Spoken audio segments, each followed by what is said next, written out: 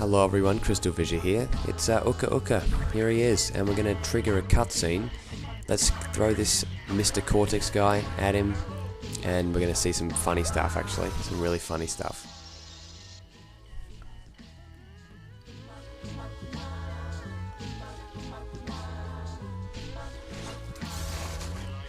Free again! Mighty Uka Uka! Who has released me from my icy tomb? My, can it be? Crash and Cortex? I don't know whether to kiss you or kill you!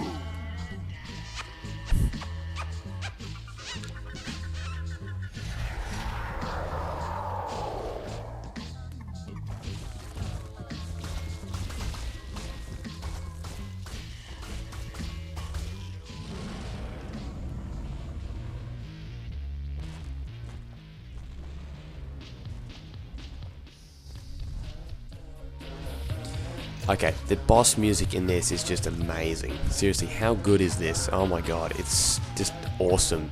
I loved this music when I was younger. Okay, so this is oh shit. Well, good start, but lost already. Okay, this is what's his name? This is the Uka Uka ice boss or whatever, and it's pretty fun actually. It's fairly easy actually. It's not like a hard boss, I don't think. The music in it though is fantastic. I love the music. Brings back amazing memories of me singing it when I was young. I used to, I used to always do that like distorted sound thing. When I was a kid, everyone used to do that when they were kids. I like to think, like to hope. Oh shit! Whoa! Be careful. He hits the ice and yeah. Technically I'm freezing him, so it's really not a bad thing in a way. But yeah, so, it's always been something, I've always loved the music, and that's I guess what the soundtrack plays on. Now, also, it's great to see Uka Uka again from a storyline perspective. Actually, this part we're going to be seeing a lot of cutscenes. That's definitely the crux of the discussion in this part, really. Let's put a bit louder, sorry. I shall return! Uka Uka! Wait! An evil greater than even yours threatens to destroy this world. No! That's my job! Divided, we are but two magical masks. Join me, and together we shall defeat this evil infestation. I like a challenge. I accept. This should be fun! The Uka Uka brothers, together again. Come along!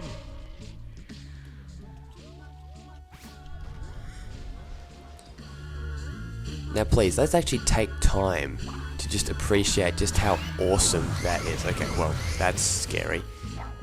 That's very scary. Let's just take time to appreciate how awesome the notion of that is. Like, basically we've got, Uka Uka and Aku Aku working together again, like presumably in the old days. Obviously that's what you would do to assume. You've got Uka Uka in the game in general, so yet another villain. A villainous foe making his return, you know what I mean, which is great.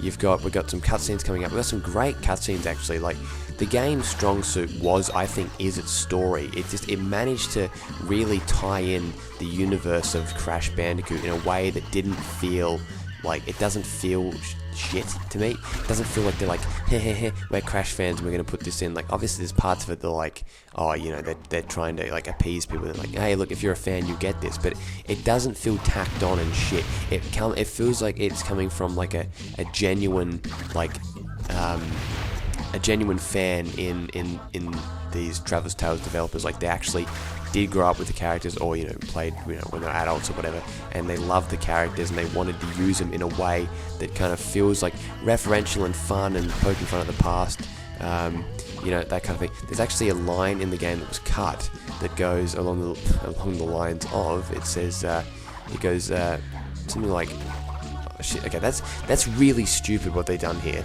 because you can't get the lives, because if you get them you fall, so it's a bit annoying actually. Cortex goes, naughty dog, oh you naughty dog, you know what I mean, like naughty dog, get it? I think that kind of humor I love that referential kind of lol, you know what I mean? Like, it's not lol humor, it's not like that, but it's kind of, I don't know, it's just funny to me. Maybe I'm a sucker. Maybe I'm falling right for their trap, but we're back onto 5 lives again, then we're just going to go back down. Okay, so yeah, technically this is, you know, part of the other levels, but it's like, who cares? We're going to do this, you know, as a separate level, and, you know, have 5 parts per world instead of just 4. Because this kind of, you know, bridges 2 levels. Now we're back in the iceberg lab, you see what I mean? Okay, so this is a beautiful visual as well, isn't it? Fantastic. Okay, so this bit here is not necessarily too difficult. I mean, if you take your time, it's fine. But the trick is, it kind of plays on that physics thing where, like, you can shake and fall off, you know, especially if you're not doing it at the right time. So ready, watch this, for example. They basically, yeah, they play on the fact that it's like, oh, you're gonna fall, like, at this bit here. It's gonna, like, cause you to, you know, not focus properly or something. I guess that's what they're going for.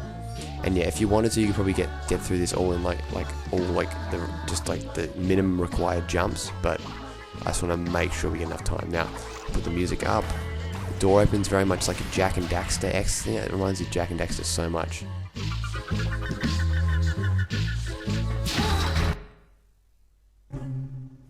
Come, we must make preparations for... It's probably for you.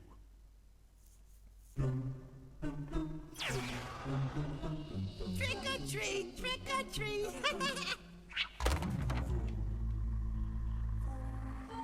Fools! You thought these 2 party toys could defeat us? We are masters of the infinite dimensions, with power over reality itself, and riches beyond imagination. Riches? Riches? What's wrong with you? Always bringing up the riches.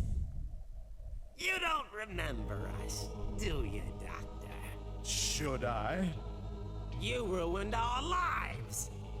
Allow us to return the favor. Oh my god. Okay, so this is pretty scary, isn't it?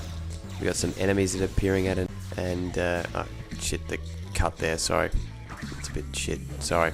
Oh, for fuck's sake, the resolution's screwed. Oh my god, this is bullshit.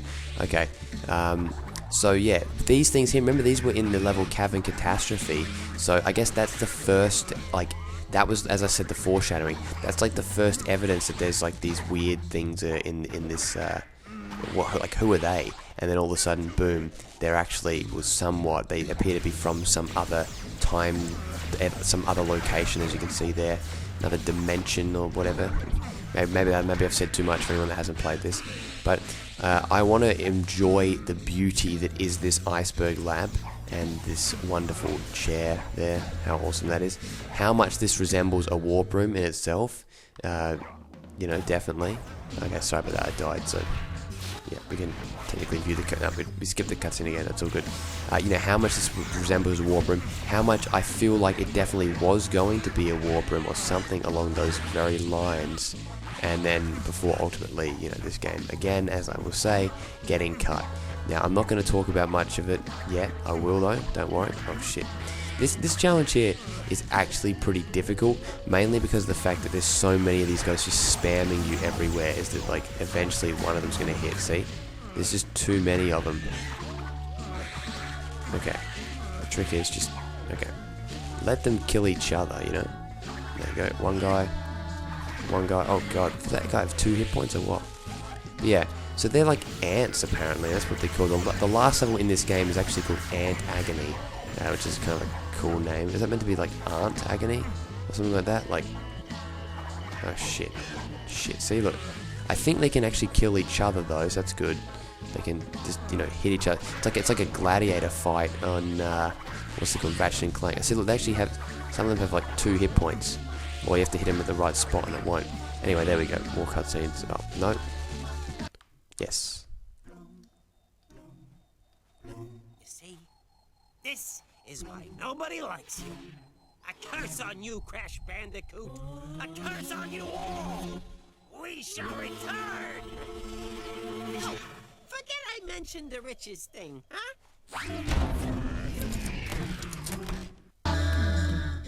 Dr. Cortex, what have you done? Who are these evil upstarts? I've ruined the lives of so many. I can't be expected to remember them all. Such a big head.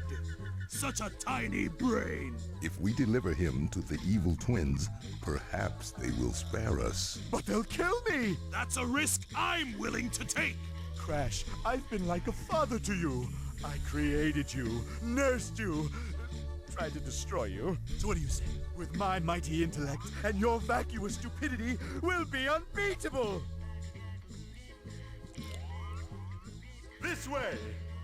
To the Psychotron! Excuse me, ladies and gentlemen, but I've gone cold because we just saw Crash Bandicoot and Cortex shake hands. What the fuck? What is happening right now? What is happening right now? Isn't that just insane? That's just so awesome. You know what I mean? Like, this game, I think I said this to the AFH, or maybe I even said it in another part, I can't even remember. This is the game that should have taken Crash Bandicoot to the next level. This is the one that should have got him out of the kind of the mini rut that he was in, the kind of average, you know. This game should have been a critically acclaimed, graphically, right? This is phenomenal. This is a phenomenal looking game. We've got a beautiful world in here. We've got this immersive environment, and yet everything, you know, just went against them. Did I mention this in the last part? I really feel like I did, but I'm sorry if I did. I recorded it, a bit before. You know, it just fucking sucks that what it didn't. You know, I mean that it didn't. I know I'll keep saying that, but it does. It sucks absolute shit that this game didn't become as big as it did. And, you know, it wasn't as long as it could have been. Here's a cool thing. As you can see, we're like below Australia right now, or something like that. See, and like near Antarctica. See, now. This has always been really cool. We've got all these different doors here. These things here, I bet you this is a reference to the portals in Crash 2. That's the way I look at it. It definitely feels like that. Now, also see this graphic here, the iceberg lab thing. Now, in the demo version, I don't know if this is like just for a demo, but there's like a warp room very similar to this. I think it might be, yeah, I can't remember. And it's like a warp room, and you get to go into like 2 levels and actually like has a warp level. I feel like they're probably going to add that in later, or certain levels they would add in, you know, where you could go to, yeah, etc, etc. But let's go through here. What's this? Oh, we're outside. Okay, so yeah, you have to, yeah, not much. Now this is another level later on. You can't get here yet. That's the thing, as I said, the big Cortex blimp, vortex thing, whatever, you know, the blimp, the Cortex blimp, or the rather, I guess the right word to say is like the pinstripe blimp. Maybe pinstripe was actually, you know, pinstripe was in this game in that cutscene, but maybe it's meant to be in a bigger capacity. I think so. This is the Psychotron, gateway to the infinite dimensions. Beyond our universe, somewhere between the 9th and 11th dimensions, lies the mysterious 10th dimension. And there we must go in order to confront the evil twins, steal the riches, and restore the natural order of things, with me on top. We require 6 power crystals in order to make the leap, and we have 4. Let's see. That isn't enough! All is lost, unless... This way!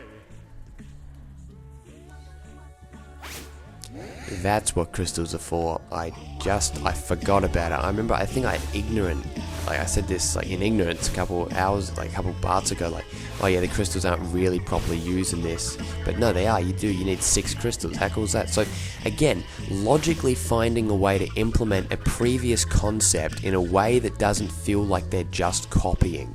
Do you get what I'm saying?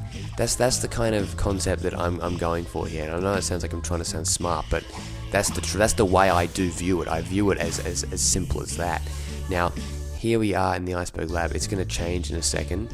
We'll go out here. I will end the part as we get to the end. This is really cool. This kind of reminds me of Jak 2. All these, like, that door opening there like that is especially like Jak 2. But and that thing there, that very much reminds me of Sierra, actually. Okay, we're gonna. Wait. No, we're not. Okay, cool. We're not out there yet. Yeah, that kind of reminds me of Sierra, the big island in Sierra. But anyway, let's outside here. Bit of a confusing area, isn't it? And I don't know. We still got another level to go after this next one, and it's called like with the walrus. There's like a character, like a new walrus character, and also we get to see Engine again. We get to see Tropy again. Oh man, looking forward to that. Really looking forward to that. It's gonna be fun. Oh damn, this game. Screw you, Universal, Vivendi, all of you. You're all to blame for this. I'm never gonna get over it.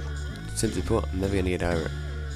Okay, now if that's the area there, no, we're still not there yet. Okay, still in the iceberg lab. Still there. Oh my god, when are we exiting out of the iceberg lab? I feel like we're definitely not in the lab anymore. But yeah, that concludes this part. Thank you very much for watching. It has been fun, and you know, I'm loving this so far. Again, as I keep saying, really can't talk highly about this, and can't talk higher about this, more highly, whatever. God, no problem. It's gonna be fun. Here we are. Are we there yet? Wait. There we go. That's the one that actually says we're at a new level. Okay, so thank you for watching, guys. In the next part, we're going to be doing humiliskating, which is a new little concept that they added in this game. It's pretty funny, actually. It is funny. So yeah, thank you for watching. It's been fun, and I shall see you in the next part. Goodbye.